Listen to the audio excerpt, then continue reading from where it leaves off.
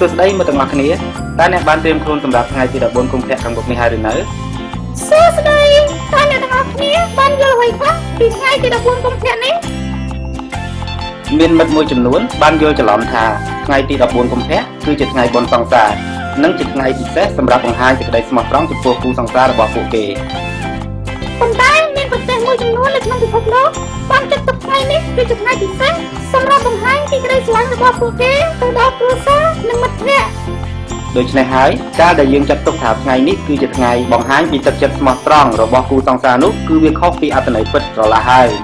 តាក់កលេសទៅមើលមិត្តភក្តិរបស់យើងមួយចំនួនទៅមើលតើពួកគេនឹងធ្វើអ្វីខ្លះសម្រាប់ទីវានៃក្តីស្រឡាញ់នេះតោះយើងទៅមើលរបស់គ្នាខ្ញុំបានត្រៀមអំណោយពិសេសមួយសម្រាប់លោកគ្រូរបស់ខ្ញុំនេះណែជាអំណោយពិសេសរបស់ខ្ញុំ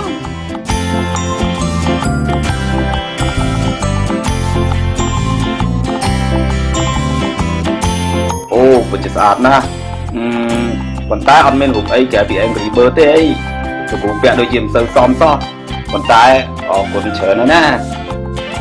នៅថ្ងៃទីវានៃក្តីស្រឡាញ់នេះខ្ញុំនឹងទិញសូកូឡាឲ្យប៉ាម៉ាក់ខ្ញុំយីទិញមកឲ្យប៉ាម៉ាក់ហើយក៏ទិញមកញ៉ាំខ្លួនឯងហ្នឹងចំមែន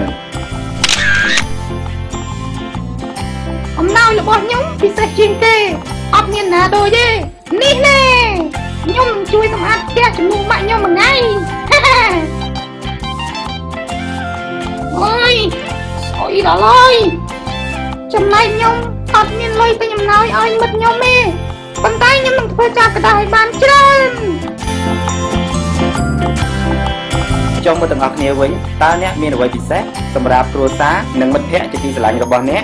ប៉ុន្តែត្រូវចងចាំថា